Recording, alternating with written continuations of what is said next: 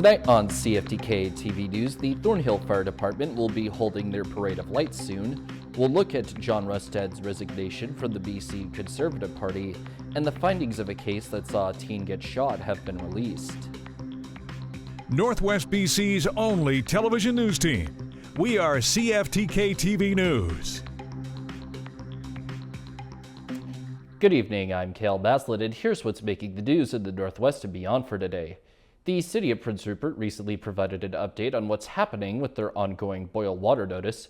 The statement first said that the problem that led to the notice being put into place has been fixed, but the notice still has not been removed as the city is still working on completing the testing needed to determine if the water is safe to consume again. The city last mentioned that the notice might be able to get lifted sometime within the next 2 weeks. Next weekend is set to see a local event held yearly by the Thornhill Fire Department take place as the firefighters seek to light up the December night. It is that time of year again when the Thornhill Fire Department's Parade of Lights charity event takes place. This year it will be taking place from December 13th to 16th, with all donations going to the garage and terrace. We will be departing the hall at 6 p.m. each evening. I believe the Tuesday night we'll be leaving a little earlier, around 5:30 p.m. to head out to Water Lily Bay. Each time we head out, we're going to go past the Northern Motor Inn for any folks that would like to come see us from town. We will also be stopping and collecting donations along the way, along the routes. There are several different ways that you can donate items and money to the Parade of Lights. We also have a e-transfer account set up for anybody who wants to do any monetary donations, and that is pol@thornhillfire.ca if you'd like to go there and donate. We are open Monday to Friday from 8:30 to 4:30. You can come by and drop by any donations that you'd like during the business hours. The cost of living has been rising and the need for help is getting greater year to year. The calls for help have been increasing as well. I do believe it is getting greater each year. We love to do it just to give back to the community and help out where we can, especially around this time of year. We know that costs can be great to some families, and just being able to add a little bit of help for them to take some of that pressure off is really important to us. If you want to see the parade, visit the Thornhill Fire Department's Facebook page, Thornhill Fire Community Connection, and all the times and routes will be posted there. For CFTK TV News in Thornhill, I'm Cale Maslin. We look to the dramatic departure of John Rustad as the leader of the BC Conservative Party as he resigned yesterday, giving in to the party's push to oust him, a party that he brought from the fringes to official opposition. CTV's Rob Buffum has more. And that is not... Facing a mutiny in the ranks, John Rustad stepped down as leader Thursday morning, changing his mind from hours earlier when he defiantly said he'd stay on. I talked to many of my supporters. I talked to the core people that have been around me, talked to my wife. They all encouraged me to carry on with this fight. But in order to do that would be the creation of a civil war within the Conservative Party of British Columbia. Rustad took the party from a single seat to the cusp of winning last year's election. But months of internal strife boiled over into a full-blown revolt Wednesday. 20 caucus members signing letters for Rustad to be removed. It can never be about me. If it becomes about me, then I'm here for the wrong reasons. The new interim leader, Trevor Holford, was joined by most of his caucus, putting on a brave, festive front and vowing to unite to beat the NDP. Yesterday, today has been an incredibly emotional day for everybody. Paramount to that is John. And it was an emotional day for a lot of our colleagues as well. Under Rustad's reign, 5 MLAs left, including high-profile member Eleanor Sturco, kicked out this fall after voicing her dissent. Part of what we need to see in the next few weeks and months is, can you bring back some of the people that left? Sturco says she'd rejoin the party if asked and doesn't rule out a run for its permanent leadership. I'll put some thought into it. I'll make a decision on whether or not that's something I'd be interested in the coming days, and I'll let the public know. Rustad says he will stay on as an MLA but won't run for re-election next time. There's nothing in life that people don't look back on and say, I wish I had have or I could have done something different. But I don't have any regrets. Halford says he will only be an interim leader and wants a robust leadership race with a new permanent leader. The timing for such a race unknown, and the official opposition enters the holidays with a new leader after a turbulent 2 days.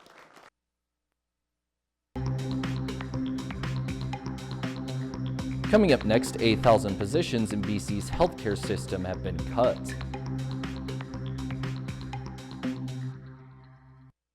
Welcome back. BC's police watchdog has released its findings into the fatal shooting of a Surrey teen with autism.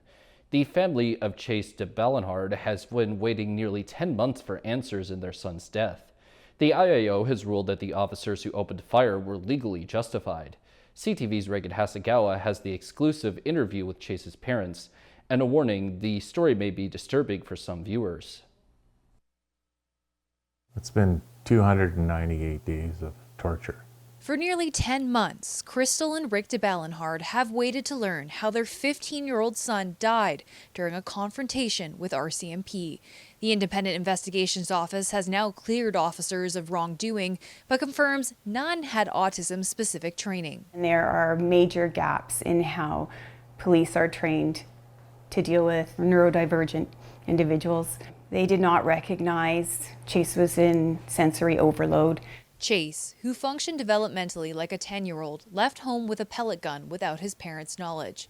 The IAO says he called 911, reporting he had a gun, was suicidal, and that he was autistic. Witnesses described him as blank and confused, but none of them said he threatened them directly.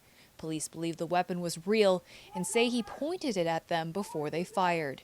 2 officers shot nearly simultaneously. One round missed and hit a home. The other struck Chase in the chest. Although Chase was tragically killed, there was no offense committed by any officers in causing Chase's death. The IAO says officers had no autism recognition or communication training and notes sensory overload may have prevented Chase from processing commands. The report says both officers fired at the same time after assessing an imminent threat, but experts say another factor is possible. I've also heard of situations where one officer fires and it triggers the officer, a second officer, to fire as well, because you hear a bang and sometimes you don't even know it. Chase's death has already led to promised reforms. Following a CTV News investigation, the province revised its upcoming autism-specific training after initially failing to consult major autism organizations. A coroner's inquest, which could take years, is expected to examine inconsistencies, training gaps, and hear from the officer who fired the fatal shot, but did not speak to the IAO. We don't want this to happen to another family. I do think it'll make everyone in our society do better when it comes to, like I said, vulnerable individuals. And I do think police have been open to improving the knowledge of their members with respect to autism. For the de Ballenhards, the report brings some clarity, but not closure. Policing without autism-specific training is policing without essential knowledge. Autism-specific training has been promised by the province this fall. The BC Coroner Service will now decide when to begin its inquest. Chase's family says he wanted to change the world, and now they're determined to make sure he still does. Reagan Hasegawa, CTV News, Surrey. It's difficult to know the full scope of human trafficking, but it's a crime that's often hidden and not reported. Advocates fighting human trafficking are calling on the province to create a more targeted strategy at a time when more people across the country are reaching out for help. CTV's Michelle Bernoro has more on what's at stake. Newly released data shows that calls to Canada's human trafficking hotline were record high in 2024. And while those numbers have not gone up in BC, trafficking in our province remains a big concern. British Columbia has consistently been the third most prevalent province for human trafficking in Canada. The hotline received more than 5,000 calls across Canada. Most calls are still linked to sex trafficking. So since we launched the hotline, about 9% of cases that we identified took place in British Columbia. But we know that's only the tip of the iceberg. And while BC was actually initially a leader in anti-human trafficking, we really haven't seen that sustained. She's calling on the province to make changes. There's no targeted strategy. It's been rolled into intimate partner violence and gender-based violence. And so we're really calling on the government of British Columbia to develop a holistic strategy.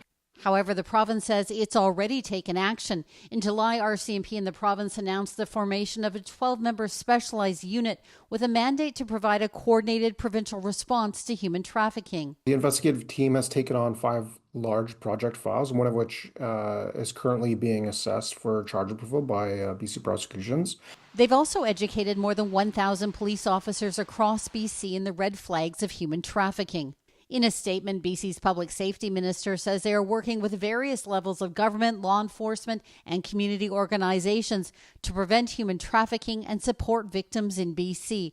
This includes providing funding to community-based victim services organizations and supporting a number of prevention, intervention, and awareness initiatives. RCMP say they've seen dramatic increases in the number of human trafficking files, not because of more cases, but because of improved capturing of statistics and police awareness. Michelle Bernoro, CTV News, Vancouver.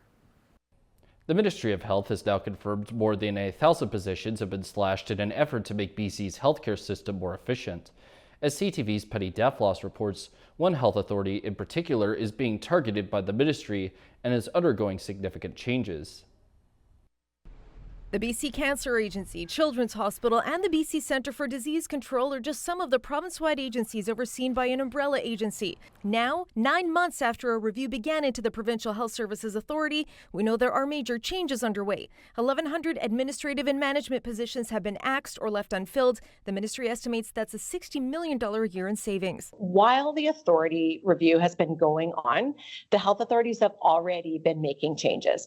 They have interim expenditure management measures that are in place. They have already saved $260 million this fiscal year. CTV News has now obtained an internal memo from Dr. Penny Ballum, who the minister hired to reassess all health authorities, starting with PHSA. She wrote, PHSA's mandate will begin to shift to be refocused on specialty healthcare services as part of a smaller organization. All health authorities will begin sharing administrative services under a new organization when it comes to legal, supply chain, finance, human resources, IT and data, health system planning, and digital communications. Over the years, multiple sources have told CTV News that PHSA is the most admin-heavy, convoluted, and inefficient of all the health authorities, with power struggles and turf wars making the organization difficult to improve. We heard about the need to remove bottlenecks, the need to reduce redundancies, to provide more consistency and coordination and accountability. When the review began in March, the Premier gave Ballum a big job. We expect them to be lean.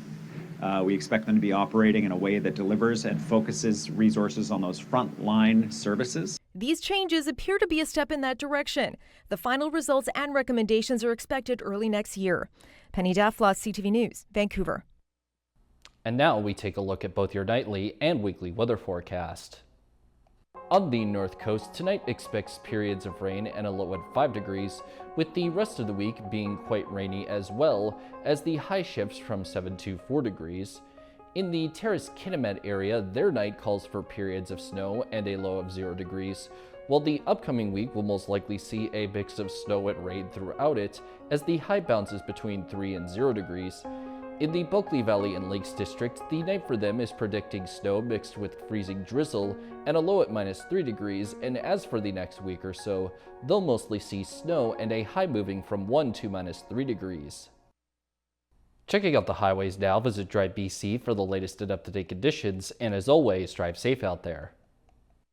Highway 16 has construction work, bridge maintenance, utility work, road maintenance work, a vehicle incident, other maintenance planned, and the Usk Ferry is out of service due to the low river level. Highway 37 has utility work and roadside brushing. Highway 37A is still dealing with falling rocks between west of Mesiadin and east of Stewart, along with industrial traffic and shoulder maintenance. The Telegraph Creek Road has a vehicle recovery, and this is what the roads were looking like this afternoon around the region from the view of the province's highway cams.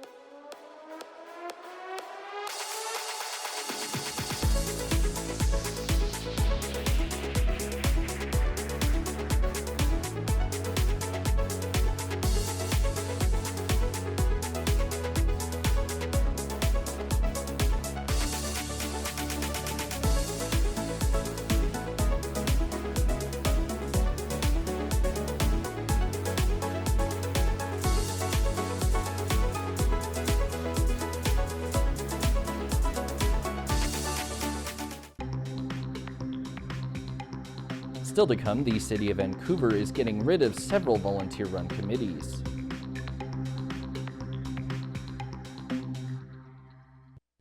Welcome back. The City of Vancouver is looking to terminate 10 volunteer-run committees that help inform city policy. The groups provide insight on issues ranging from tenant protections to gender-based violence. As CTV's Isabella Zavarisi reports, one city councillor believes the cuts are driven by next year's property tax freeze.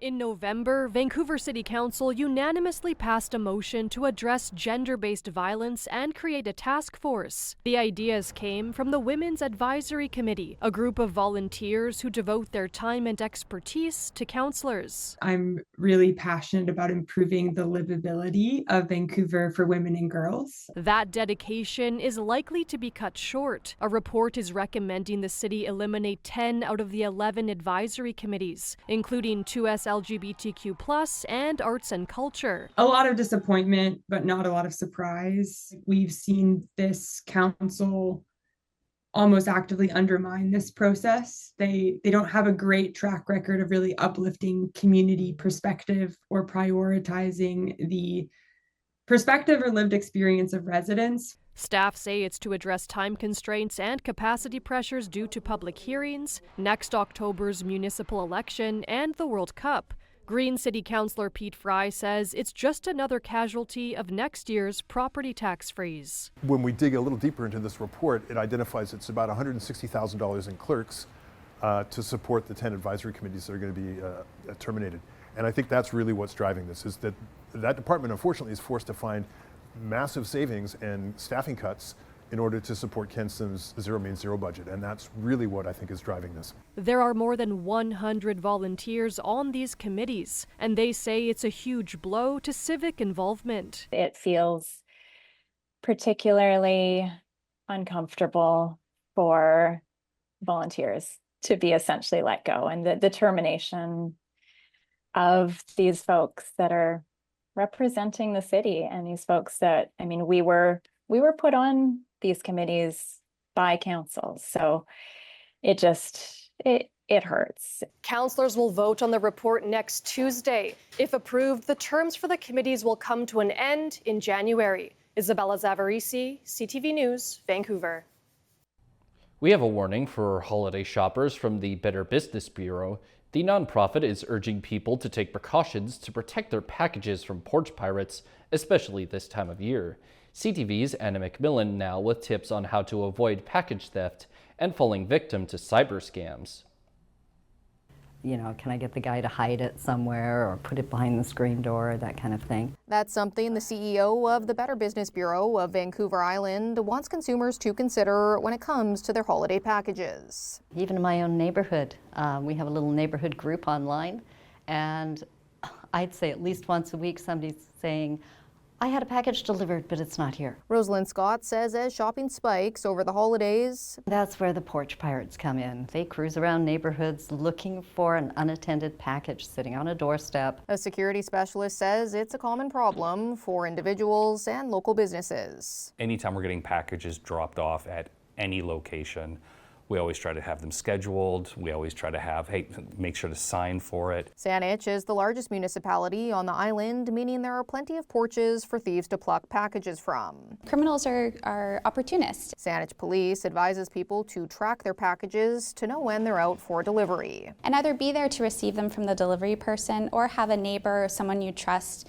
collect the packages for you so they don't wait outside your house. Last month in Langford, packages were being delivered to a house when RCMP say someone approached the courier and stole them by pretending to be the homeowner. Maybe install some security cameras, a doorbell camera, that kind of thing to capture what's happening at the front of your home. Most porch pirate thefts begin with an online purchase, prompting another reminder. Never give out your credit card over the phone or by email. Always make sure you're using a proper online form. In the wake of the biggest shopping days of the year, the Better Business Bureau hopes consumers take the necessary steps to protect their packages before they're left sitting on the stoop. Anna McMillan, CTV News, Victoria. And now we turn our attention to how the stock markets are looking as of today compared to yesterday. The Canadian dollar is up 48 tenths of a cent. The price of gold is the same. Oil is up 41 cents, natural gas is up 24 cents, aluminum is also the same. In Toronto, the TSX is down 166.46 points, the Venture Index is down 8.78, in New York, the Dow Jones is up 104.05, and NASDAQ is up 72.99. Still ahead, a large amount of relief supplies set to go to Jamaica were stolen.